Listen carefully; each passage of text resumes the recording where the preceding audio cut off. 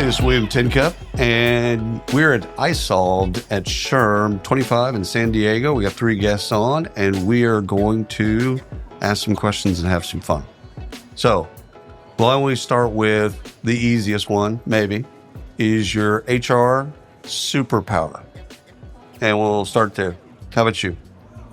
I would say relationships. Ooh. The ability to build relationships effectively throughout the organization, throughout the company. I just have a passion for people. Yeah. And being able to connect on a different level outside of just work. That's So I'd say nice. relationships. Yeah, I like that. That's cool. Bill, what about yourself? Yeah, I think mine's the ability to motivate others.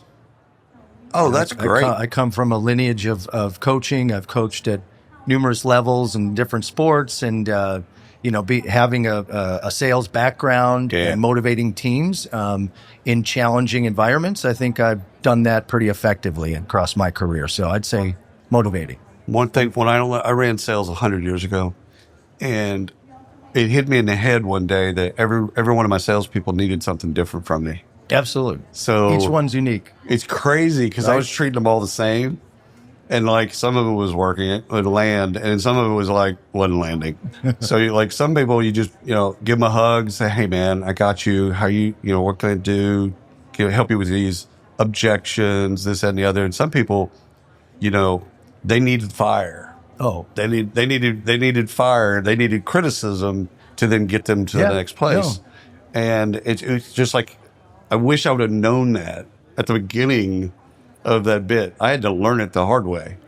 Well, yeah, I mean, that's a great skill that translates across any role, too, because you're leading a team. Everybody needs something different, and they all see everything that you say a little bit differently. Oh, my God. I do this bit now, of course, where I'll get done with something, and I'll say, "Now, what did you hear?"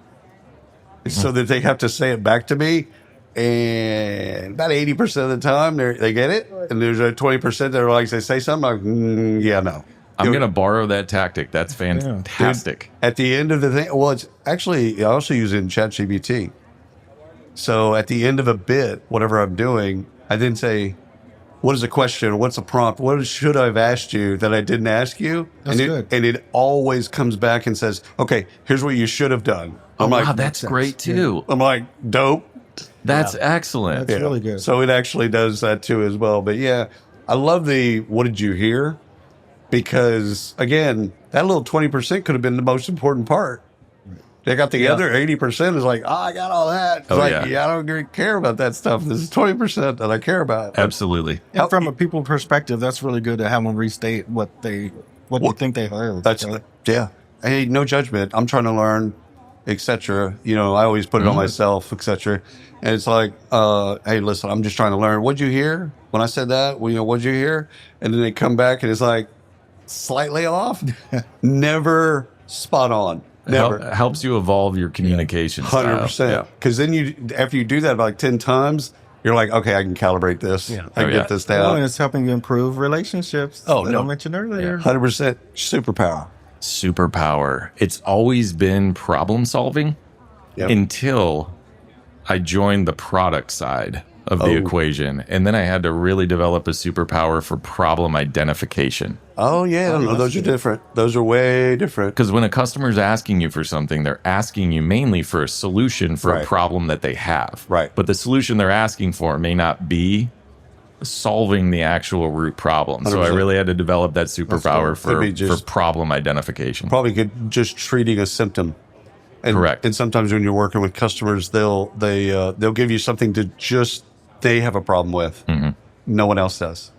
So now you're building custom software, and it's like, I got to make sure that this is actually something that everyone has a problem with. Yeah, you got to come back a couple levels. That's right. Yeah. All right, so let's do people hero. When you hear the phrase, Bill, we'll start with you.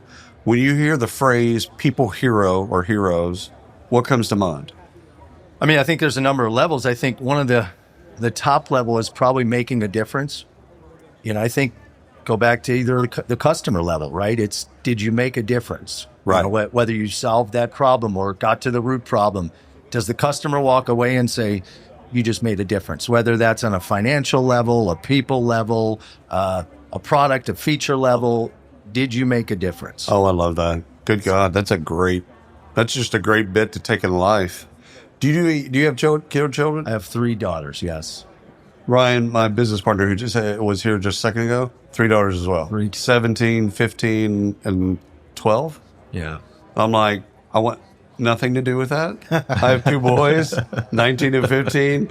And of course, when you have kids, it's like, your wife's like, does it matter? And you're like, no, whatever. It's cool. It doesn't matter. This, that, and the other. And of course, I'm like, it matters. Please be boys. Please be boys. Please be boys. Yeah. Well, to that point, communication is key with family, right? And 100%. And maybe they're retaining only 20% of what I say. So I have a whiteboard in my house, and anything that I want them to retain, I put it up on the whiteboard. For years, I had the word "mad" up there, and nobody understood what it was. And then I spelled out literally "make a difference."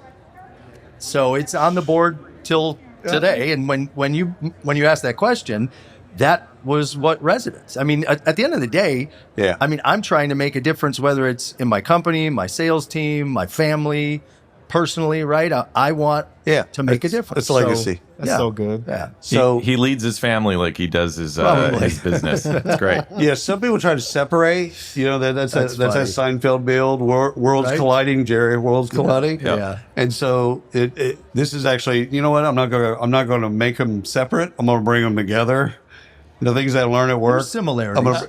One of the best things about Bill is what you see is exactly what you get. You're going to get the most authentic version of Bill. I only have one gear. Yeah, exactly. And people are like, I'm me at the soccer game. I'm me at church. I'm the same me. Doesn't change. That's all we ever want, right? Some people in some jobs, they have to put on different uniforms. And I respect that. And some people at certain position levels, they can't do that stuff. They can't be as frank or otherwise. But for myself, it works because people either like that or people don't like that. Agree. And it's like, that's good for me because if you don't like that, we don't have to waste time. Yep. Right? All right, what about yourself? I love that. Sitting here just listening to the last couple minutes, I changed my answer. Good. That I had because I was going to start with the elimination of barriers. So I think about hero that eliminates barriers, just blowing down those, impediments to success. But listening to how you just described him, authentic leaders, I think are heroes, right? That's cool. Both of those land. How courageous you have to be able to walk around in your own skin. 100%. I mean, that is intimidating. It's also empowering and liberating. And you're so much bigger than just yourself that you're representing. Yeah. And so I think authentic leader with the elimination of barriers, obviously, would be what I would say. I like that because there's part of what we talk about is being comfortable when it's uncomfortable. 100%. And you're right. You're not changing because of the situation. Right? That's right. I'm so blunt. I mean, it's almost like a sociopath. Like I don't think about their feelings. That's not I'm not bragging about that. It's just kind of the way I'm built. I think of the way I'm going to deliver, how they receive. That's on them. They receive it how they receive it. And some people like that and respect that. And some people are like, they'll ask me, I'd love to hear, blah, blah, blah. And I'm like, how do you like your feedback? Like, how do you want it delivered? And they'll be like, unvarnished, give us the dope. I'm like, okay, are you sure? Yeah. Before we go down this Clarify. path. Because we ain't going to be friends after this, what I say. Are you sure? But and it's one of those deals. Right. I've had people years later go, Thank you for that advice. Sure. Because no one else gave me that advice. Right. No one else could give me that advice. And they will seek you out. Oh, because to get unvarnished truth. Oh, dude, I have literally one gear. That, you kind of want to find those people that'll tell you the honest truth, even when it's inconvenient. So I'm an overcusser, right? Been an overcusser my entire life, so I won't drop anything here, but overcusser, I can't remember a time where I wasn't.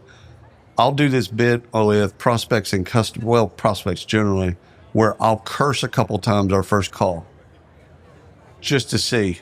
Are we gonna have a problem? Just to see the comfort level. Just to see. And if they're like, "Oh, language," I'm like, "We ain't gonna be friends. We ain't gonna. No beer after the call for you. We ain't gonna be. I'm gonna talk about alcohol, drugs, prostitutes, cocaine. Like I'm gonna drop it all out there just to see where you're at. And if they're not on that level, it's like I ain't gonna waste time on you. I'm trying to teach you. Life is too short. Life is way too short, and too short is too short. All right. People heroes. When you hear that, what comes to mind? Inspirational. Damn. I haven't heard that one. That's good. All of my leaders in my career, and I've had a pretty interesting career trajectory, have inspired me to level up to the next level. And, I've used little things that I've heard from all of them to inspire myself through my career, but also to relay down to my folks. And, it's interesting in the position that Open Force is in, because we've been in the business that we're in and in the space we're in and all of our professional associations for over 25 or over 20 years, well over 2 decades. And so we have a unique position to inspire our customers about what we have on the roadmap and the plan for how we're going to leverage what we do well to grow into the next iteration of Open Force. But at the same time, we have to inspire our people, many of them who have been in the business for a long time. And I have to inspire a product team to really, really care about identifying the problem. So I love that, because you could take as you said, I can take things from different people. You don't take the whole leader, because maybe that doesn't work, but little bitty things and put it together. I'm in my position, and I am who I am because of my inspirational leaders throughout my career. Love it. Okay. Last question is transformational moment. The way we really mean to say it is a moment in which in your career, anywhere in your career, where you knew you got it right. And we'll start with you. Wow. There have been a lot of them. Where I knew I got it right is actually, let me flip it on its head. Okay. It was a moment where I realized how important it was to know that I didn't get it right. Oh, yeah. That's cool. And that was one of the most transformational moments in my career, and it was very early on. And I was working at Uber Technologies, the rideshare company, and I was working on a project, and it wasn't going well. I was the owner of the project, and I was trying to report and trying to put lipstick on a pig for the stuff that wasn't 100%. Going well. 100%. And I had this boss, her name's Jenna Smythe, and she, I don't know if I can name drop here, but I will. Jenna deserves the credit. One of the best leaders I've ever had. And she goes, it's really, really important that you share with us what's not going well, because that's information that we're going to need to evolve how we approach these problems going forward. And I've used that in every single 100%. Role from that moment on. Let's not spend a whole lot of time on what we're doing right. Correct. Yeah. The information's in what we're not doing well. Yeah, I have this thing on I built a feedback model 100 years ago that basically feedback comes in 2 ways.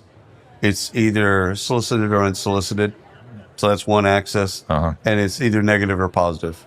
There's no neutral feedback, right? Yep. And so I like solicited negative feedback.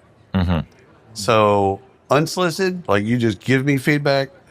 Yeah. And, okay, so there's that. Solicited, the people I want feedback from, and the other part is I don't want you to tell me what I did well. Yeah. I already know what I did well. I'm good there. What I don't know is give it to me. Where are my opportunities? Exactly. Yep. And it opens up for people that are like, oh, okay, cool. So we don't have to sit here and talk about how great. No, they don't need to hear that stuff. But I do need to hear the things that I can't see and hear. So I love that. And again, the faster you know what you're not doing well, faster you can fix it.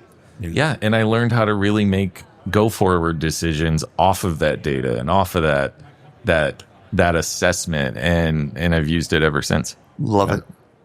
Bill, about yourself. Yeah, absolutely. Probably the most pivotal point in my career, or that one moment, that aha moment, was I was hired to do a sales workshop for a company in Miami. I'd been doing some of this as a side hobby of mine. It's probably going on about 20 years ago now. We're in Miami, know exactly where we were, Biltmore, Coral Gables.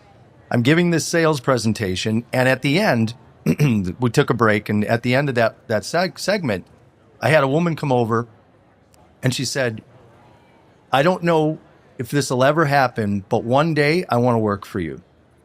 And That's never happened to me. I turned my head and I'm like, sell me really? Sell me this pen. Yeah, I'm like, really?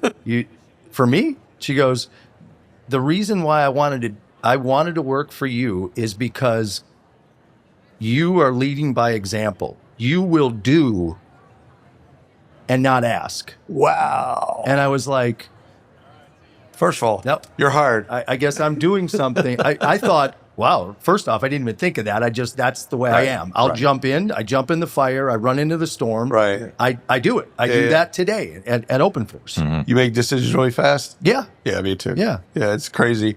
And the thing is, when you work with people, everybody works differently. Like, so like my business partner, Ryan right here, he's a contemplator.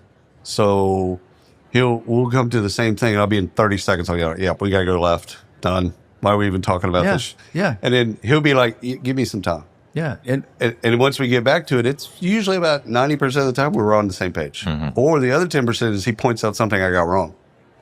So, that's genius. You need that blend. 100%. Yeah, exactly. Absolutely. I don't want people like me around me. No. I need people around me that are not like me. A baseball team's not all first basemen or catchers, right? Can't Exactly. be. Yep. Can't be. All right, now clean us up. What do you got? Well, I love the feedback loop, so I'll continue on with that. But Claire Babino-Fontenot, CEO of Feed in America. Yeah.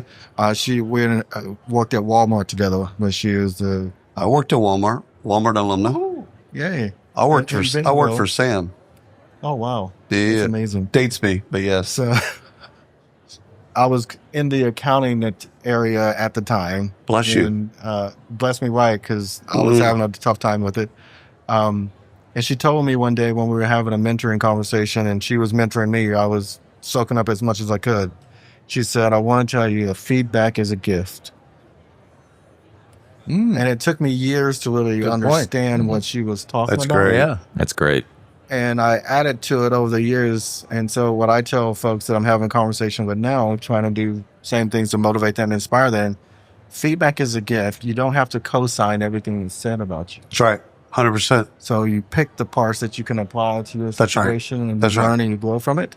But that was some of the best advice. And that feedback is from one perspective. Exactly. You start coalescing 10 different perspectives and they give you some of the same data. Well, that's right. Okay, maybe you should probably address that. That's right. And so your own chat GPT can tell you kind of where you need to go. 100%. But it was amazing. The other thing is never run away from a job. Right. So don't quit.